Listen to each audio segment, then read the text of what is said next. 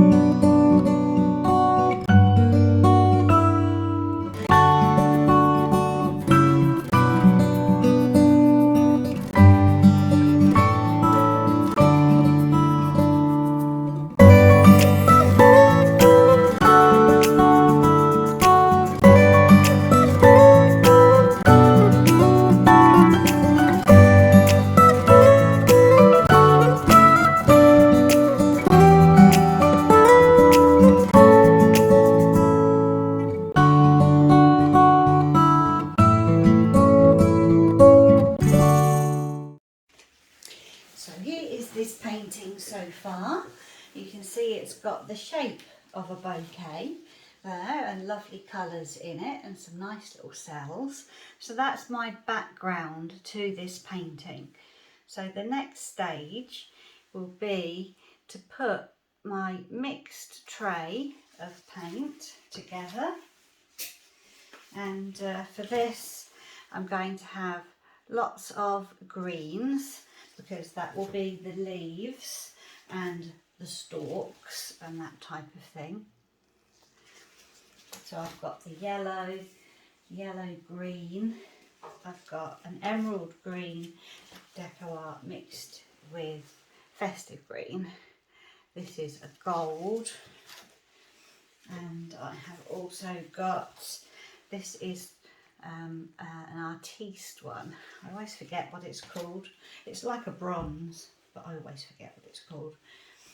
So that will be my greens, and then I will mix together some nice pinky colours. So this one is pink tourmaline. This one is a deco art, I think it's rose pink.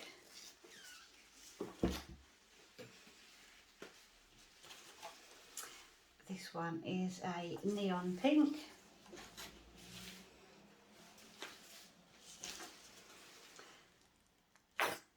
This one is a berry, maybe the first one was berry, this might be pink tourmaline.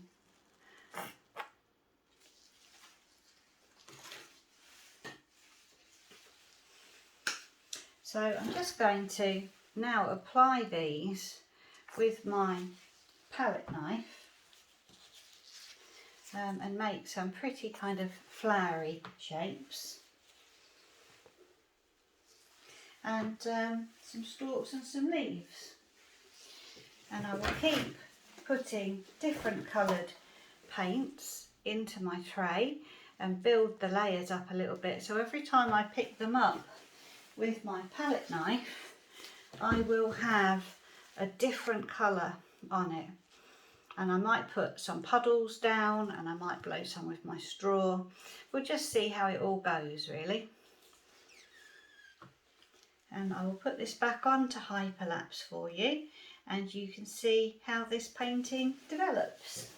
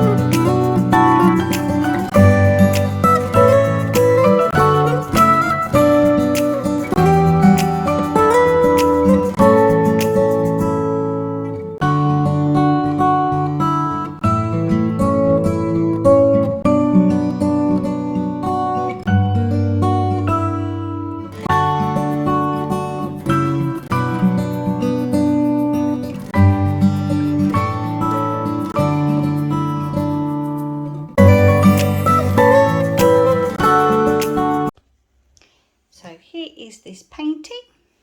It is 30 centimetres by 30 centimetres, and I feel that it has worked out how I had hoped. It does look like a bouquet, which I'm pleased about, and I've put a kind of a little ribbon in there, which might fade away a little bit as it dries, we shall see. But I'm pleased with the shape, and I'm pleased with the way that I did the kind of underpainting, because I feel that having all those colours in the background has really brought it to life a little bit without it looking as if it's just kind of plonked on there. And I've made these kind of little roses. I didn't feel the need to put down puddles and use my straw in the end. I just laid them on with my palette knife, as you saw. And I love these little wispy bits with little bud-like things. Yeah, I like those ones. They look nice and delicate with the green and the little purple kind of buds. And yeah, so I'm quite pleased with that now. So I will let you see that when that is dry and you can see what you think. Here is my mixed tray of paint that I've used and just picked bits up with my palette knife. And then I have also saved this plastic from where I did the underpainting. I'm not sure what I'll do with that yet, but I thought I'd save it just to see. So I'll let you see that when it is dry. So bye for now. So here is this painting. It is all dry now and it's looking really nice and pretty. I'm really pleased with doing the background the way that I did. It's just made a very pretty kind of picture.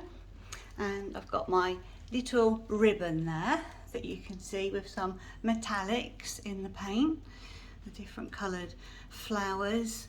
I like the way all these lovely paints have come together from the mixed tray of paint to make some lovely swirly patterns and some nice delicate little edges, and the leaves, all of the things that you wouldn't get if it wasn't a fluid art painting. With my mixed tray of paints and my sticks and my palette knife, it just makes some really pretty little patterns, nice little swirls for the roses. Lovely mixture of colours, nice delicate edges. So I'm really pleased that I tried that out. And I have put it just next to this painting from my previous video.